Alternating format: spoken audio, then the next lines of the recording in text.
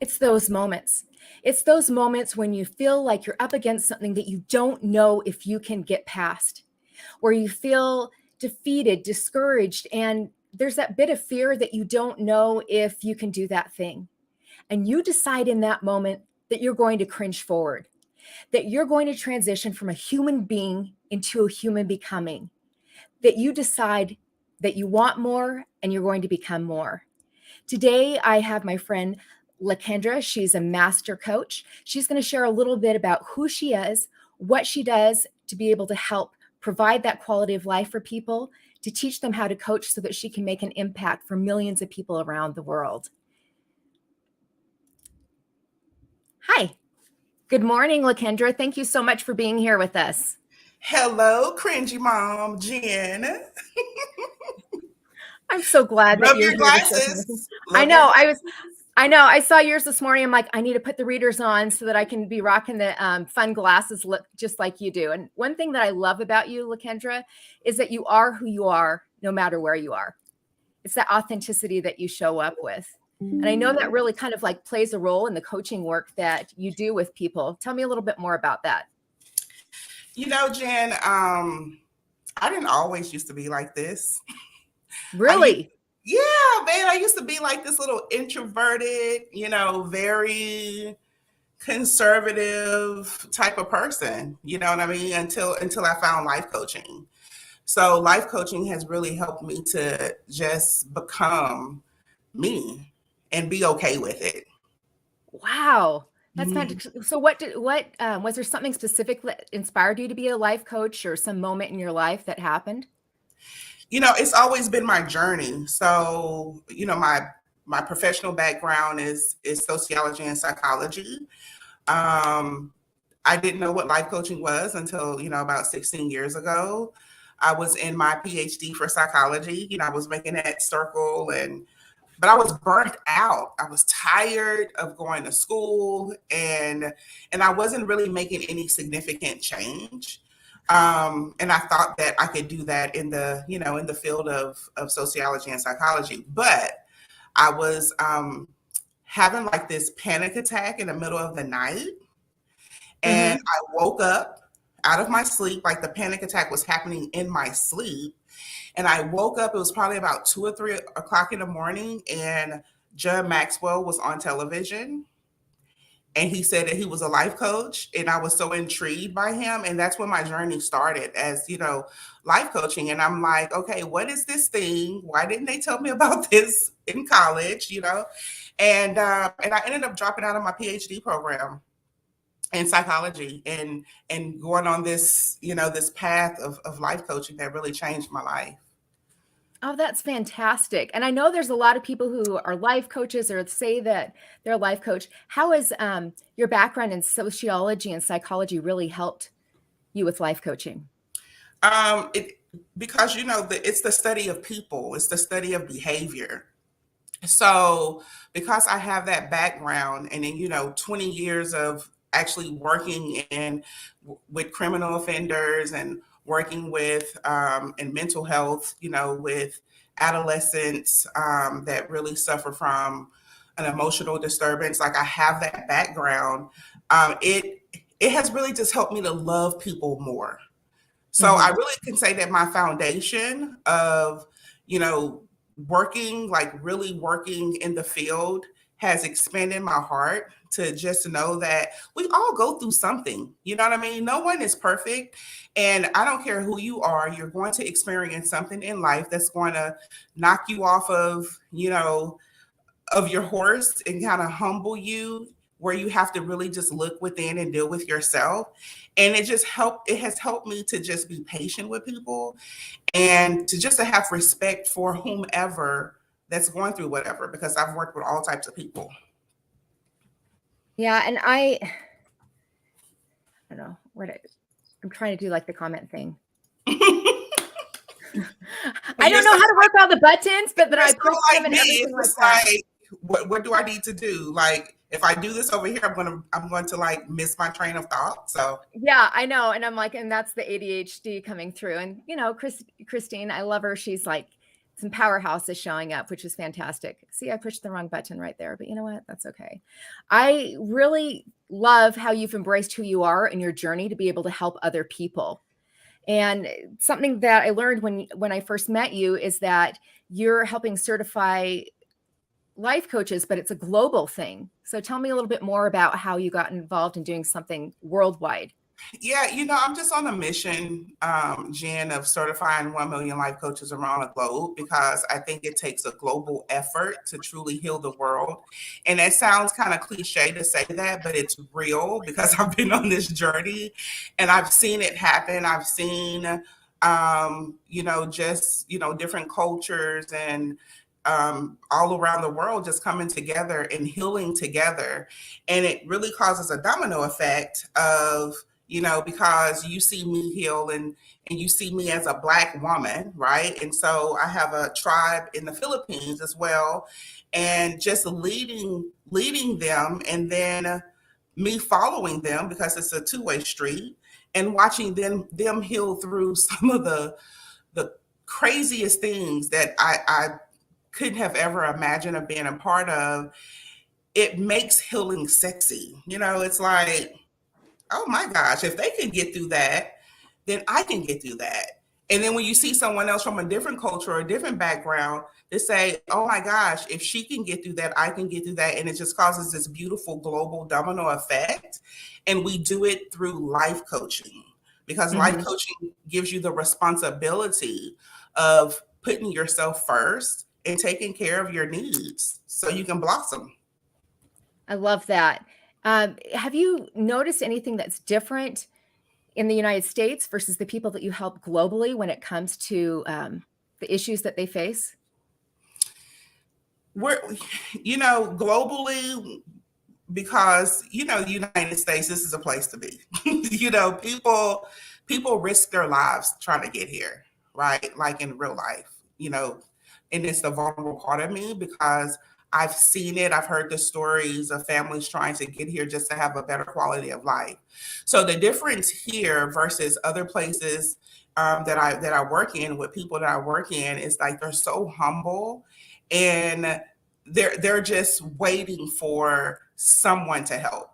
They're waiting for the opportunity, and when they get the opportunity, they don't F over it. I'm gonna be mindful on your. I'm gonna be mindful. I know. I don't use the cursey words like some of my friends do, but especially with this live, I don't want to have to put like a little asterisk. Yes, by it, they don't F over it. So, what I've learned from other cultures is really to live a miracle. Like every day I'm living a miracle because I have life. And that's really the difference, that you just learn how to appreciate life more because they don't have all that we have. And I just appreciate every day of my life. It's like a miracle. Oh, I love that. And that attitude. I'm sure that there are days that you don't feel like it's a miracle and that you might struggle. Tell me what you've done to be able to kind of pull yourself out of that. Today, it didn't feel like a miracle. Tell me more. Oh my gosh. Okay. So I'm like in the worst pain right now. I injured my back and I actually have a doctor's appointment today. And I could have said, Jen, like, let me reschedule this with her. But what I've learned being a life coach is that you show up no matter what. Like you push through because you've made a commitment. And it's something about when you make a commitment to yourself and others and then you show up for it and how it elevates your life. So even though I'm a little, uncomfortable, I feel so good in this moment with you. And I know that something is happening in the universe where, you're going to be blessed from it. I'm going to be blessed from it. And whoever is tuning in is going to be blessed from it. So to cringe forward, it's like, no matter what, you show up and you do the job. And then I love that. And then you go take care of the things because my doctor's appointment is at 2:00. So I could have just wallowed in bed, right? I did my whole little TikTok video of like, I'm still in bed, but I have like less than an hour to get dressed. And my energy is up and my spirit is up. And so now I'm up, being productive. Oh, I love that. And I really believe that connection that we have with other people Hmm. that the energy and the people that we surround ourselves with can make a huge difference in how we feel and how we're present in our moment, right? Yeah, So absolutely. surrounding yourself with people who are on that frequency that you want to be, that have those same core values and that vision of the potential of who they can become. Yeah, and It that's can a really big thing. shift And it. also when dealing with mental health, that's the first thing I tell someone who's struggling, who's in darkness, who feel like, the world is like at that stop sign and they can't get past it. It's just to get up and move. Just Mhm. get up and move and surround yourself, go outside and surround yourself with people, because that's the reason why we were truly put here on this earth, to inspire and to encourage and to help each other to keep moving forward. But if you stay in your house, if you stay, if you have the covers over your head like I did this morning, and you're in darkness, then you become that. You become the life that you create for yourself. So you have to, it's almost like reverse psychology. So it's like, even though I'm in pain, I can tell my body that I still feel good. And until it's like, okay, do I need to keep her in pain, or do we feel good? Like, what is going on right now? So you kind of have to play with yourself, right? Play with yourself and like go against the forces that may be against you in the current moment. So you just kind of play with that and you'll feel better. It sounds crazy, but I've been doing this for No, a very, very long time. And no, I feel it. I call them gray robe days. I've got yeah, this long, like Jedi gray robe with like a hood on it and stuff. And there are some days where I'm in my bed and it's a gray robe day. And I just read my romance novel and I don't want to go anywhere. I don't want to do anything. And I wallow. And it takes that decision. And I know, because I've been there enough, and sometimes it's more than a day in the gray robe, that if I just get up and check my mail, that I've got to get out of bed, that I've got to walk down my driveway, that I get the fresh air, or it's snowing. And sometimes I can't even change out of the gray robe to go do it. yeah, So my neighbors are like, I don't know what she's doing out there in the gray robe, but getting out there and checking the mail, I've accomplished something. I've gotten outside. I have the movement. I've breathed that fresh air. And somehow just doing that one thing is enough to kind of shift your mindset. yeah. And I know, like, as a master coach and life coach school that you have, mindset's probably a huge part of what you do. Can you tell me a little bit more about what that really means to you?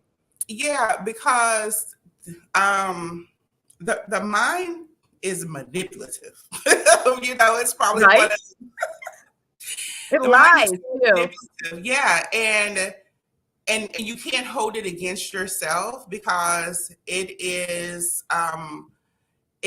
a history of everything, from when you were in your mom's womb and everything that you received there, from when you were born all the way up until this time. So there are a lot of things that are in your mind that you had no control of receiving. So when people are talking about mindset, they're talking about those belief systems that you have gained that may not belong to you. And when I'm training and when I'm teaching, people ask, well, how do you get rid of it? And how you get rid of it is really about understanding your feelings and your emotions, right? So it's like, okay, I'm doing this because I've been taught to do this, or it's a part of my heritage, it's a part of my culture, but I don't Mhm. feel right doing it, right? So it's a feeling, it's like this cringiness, right? Right. And then because now you're in awareness, now you can tell your mind, okay, this is something I don't like. So now I need to change it. And so you go through the process of like this exploration of making changes in your life around things that don't make you feel good, that don't light you up and make you feel sexy. So when you're dealing with mindset, it's really, really tough. And that's the reason why I teach about the heart. They call me the heart expert.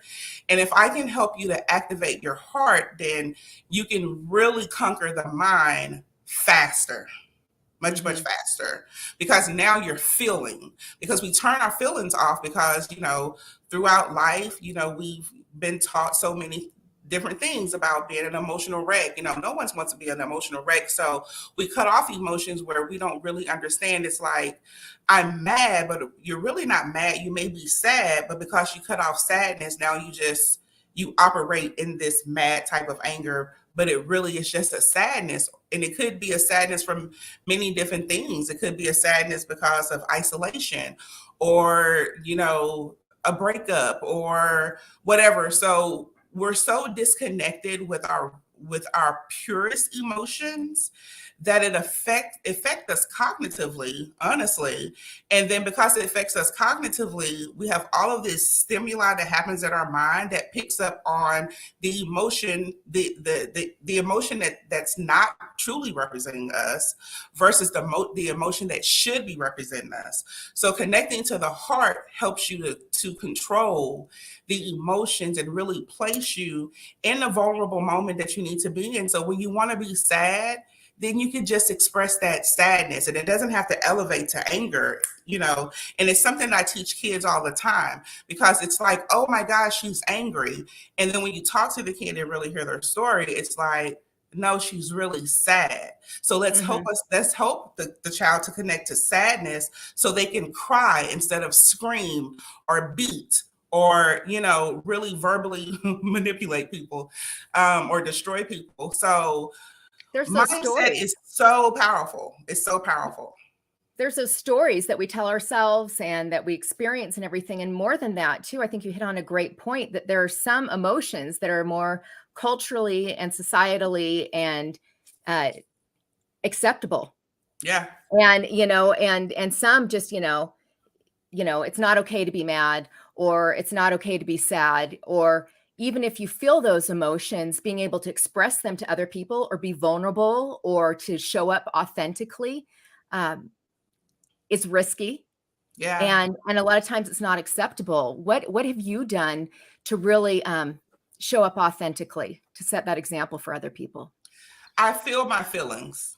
I feel my emotions, and I've learned to just express it. Like, I used to didn't cry. I went to therapy for it because I didn't cry, right?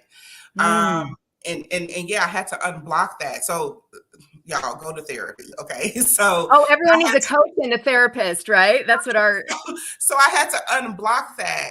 And it was, and really where it came from, because I'm so transparent, where it came from is because my mom was sad. Like she went through a time in her life where she was sad all the time, and I couldn't be sad too. Like, I had to be strong to bring her out of her sadness, because my mom, suffered from clinical depression. So I just used to didn't cry because she cried all the time. But when I reconnected back to that emotion, it helped me to heal. Right? Because when you don't cry, when you are sad and you replace it with something else, what am I replacing it with?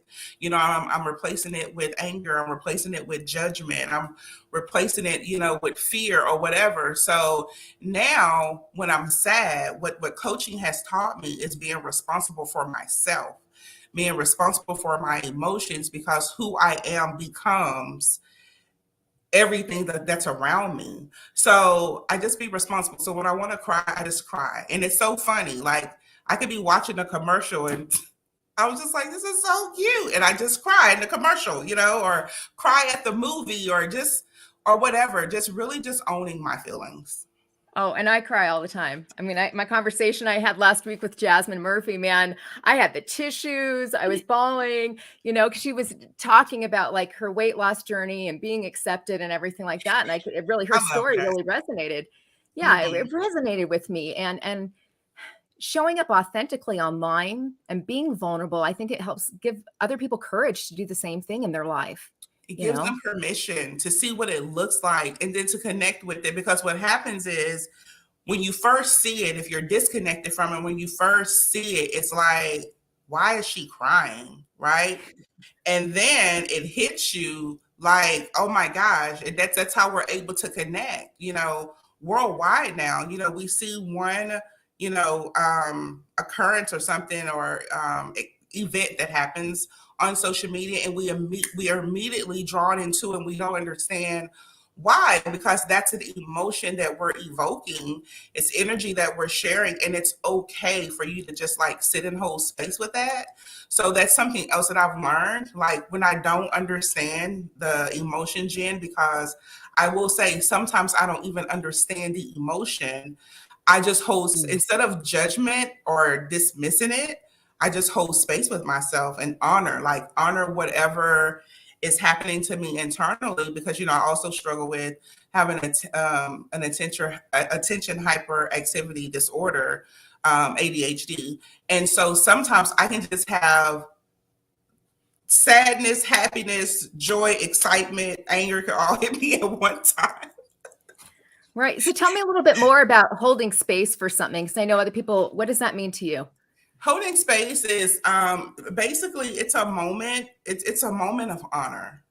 If I had to just like shrink it down, it's a moment of honor for not having to, give advice or, add your 2 cents in when someone is going through something. For example, I have a friend who lost her son, and it's been years, and I know some people are saying like, oh my gosh, she's reliving the moment, and it's been years, it's been, I don't know, 10 years or something like that.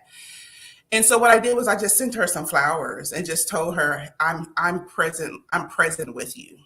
Hmm. Feel whatever you need to feel. And you don't have to feel it alone, because I'm present with you, even though, I'm not there in your home. So that space is just honoring a person's feeling without judgment, because you can't tell someone how to feel. It's not your job, Mm-mm. because you wouldn't want anyone to tell you how to feel. It's almost like someone goes through a breakup and they're like, oh my gosh, now they go from being happy to being suicidal. And it's like, that's over the top. Well, to the person, that event is traumatic for them. And we just need to honor them where they are, so they can know someone is present and they're not judging them, and they're just there. Right. And so holding space is like it's an act of honoring someone in the space that they're in without judgment until they feel better. Oh, I love that. Because everyone does handle things differently. And sharing that story about the woman who's grieving, there's no timeline for that. There's no No. experience, and your experience being different than another person's too. I know a lot of times, especially around death or other traumatic events, losing a job, Mhm. a relationship, and everything like that. We have our own stories, our own experiences, and not putting that on another person Yeah. can be challenging at times. Or saying, Yeah. "I know how you feel," or have you tried this, and having the advice and everything like that. What would you recommend if someone's encountering a person that they want to hold space with, what they should do to be able to approach the situation or to show There's that empathy? Yeah, there's basically that's it. You're just showing empathy, being present. So if it's in a physical environment, it could be a hug, it could be a touch on the shoulder, and just saying, I'm with you, as you're going through, whatever emotions, and it's okay. And then there's no talking. It's just you being present. When the same friend, when her son first passed away, on that weekend, like, I didn't know how to help her. So I just packed up a bag and went to her house and stayed with her the whole weekend, and we never talked. She stayed in Mm. one room, and I was just there. It's almost like the highest level of support that you can give someone, because what we tend to do is offer aid through all of our advice. It's like, Or I'll push fix you a through. meal. I want Yeah, to like, do. I want to push do. I want to through, accomplish. and you're going to get through this, and all of this stuff. And sometimes silence is the best healing with presence. It's like, just be here with me and honor that I'm grieving or I'm going through whatever, and allow me to find my own way out of it. But I know that I'm going to be safe because you're here. I love that. Knowing that you're not alone. I think that's one of those core, you know, values that people need. They need that sense of belonging, connection, and knowing that they're not alone in their journey. Yeah, So, and you can do it virtually. So I do holding space workshops where with leaders, because who look after leaders? Like the strong people. It's like, get in here, get in this container. I call it a container. And I lock the container because it's a safe space where you can be vulnerable and not judged. And then I may pose a question of what is something that you want to release, from your week or whatever. And then I go around and everybody release that into the container, and we just sit and hold space for each other. Oh, I love that. So now if someone wants to be able to get a hold of you, LaKendra, they want to be able to do that with you, to hold space or learn more about your life coaching school program. How can they do that? Yeah, so I am all on social media. I'm on Facebook and Instagram under Jice, Gice Loves. So it's Jice Loves, all, one word on Facebook, and Jice underscore Loves on Instagram.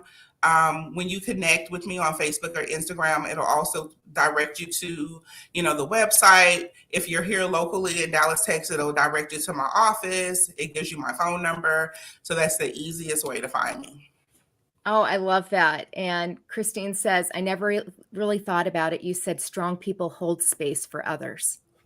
And isn't that the truth? And I think that being vulnerable doesn't mean that we have to be perfect or strong all the time.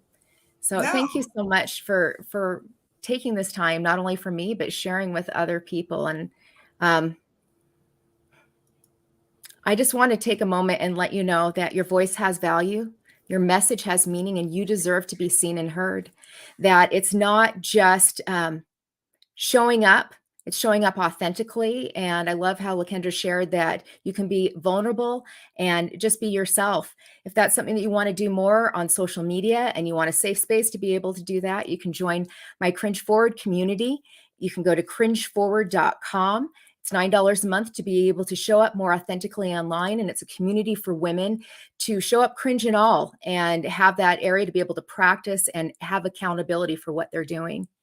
Next week, we're going to have the opportunity to talk to Nahaku McFadden, and she's going to share a little bit about her journey as a PR representative for the military and what that has been able to do for her and how she's been able to serve other people.